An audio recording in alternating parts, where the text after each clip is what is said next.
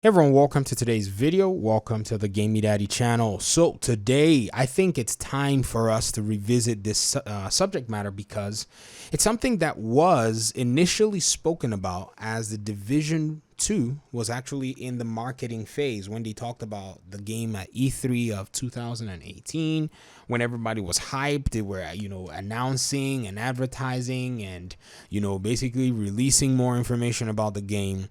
It was something that a lot of people were looking forward to. In fact, to be very frank, to be a Division player at that time was quite interesting because a lot of games that are like the Division or games that came out around the time with the Division, they basically maybe stayed around for a little bit and then disappeared. That's another thing that you see that's kind of a trend with many companies. They talk about how they're going to come back and fix a game, but then, the roadmap is somewhere down the road or somewhere that you can't see. I find it amazing and amusing that we are in some cases irate with the developers of the Division 2 because I guess maybe because our standards are just higher.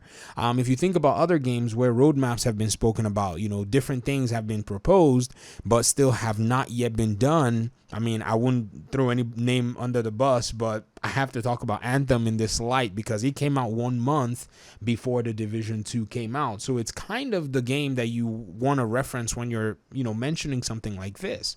But at the end of the day, it comes down to the fact that some of us, have just been willing to be patient. And I mean, our patience maybe is unwavering. Maybe you might call it blind patience or blind optimism, whatever you want to call it.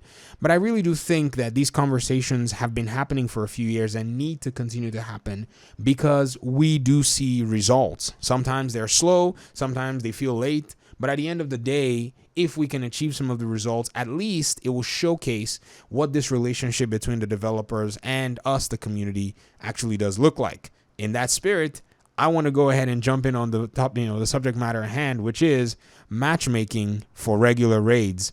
Did you hear me? Let me say that again. I know massive your devs are listening.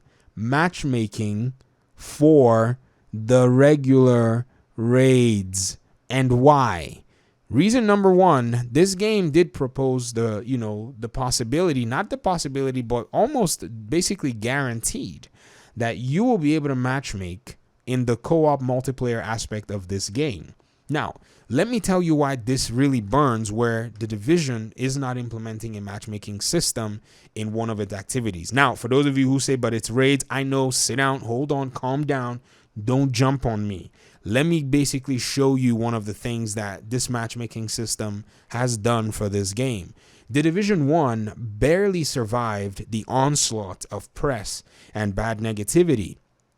In fact, if you think about it, compared to the amount of sales that the game brought in and all of the bad press, you would not have believed that this game would have had any shred of life left. But its community played the heck out of this game. And I believe that there are many factors that did make that happen, but one of them really does set this game apart from other games. And that's the seamless matchmaking that you have in a game that's just like this, where you can literally sit there and queue up for people to join you and achieve your own objective as well as theirs.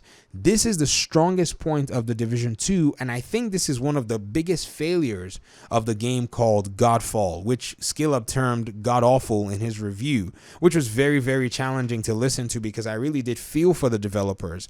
Being kind of a smaller studio but publishing under a big name, I think they really dropped the ball in a game that they called a multiplayer that's basically exclusive in a sense to Steam and PlayStation 5, and they just went ahead and just rushed out the game, never really caring about what it would mean for a community to actually get around or rally around this game.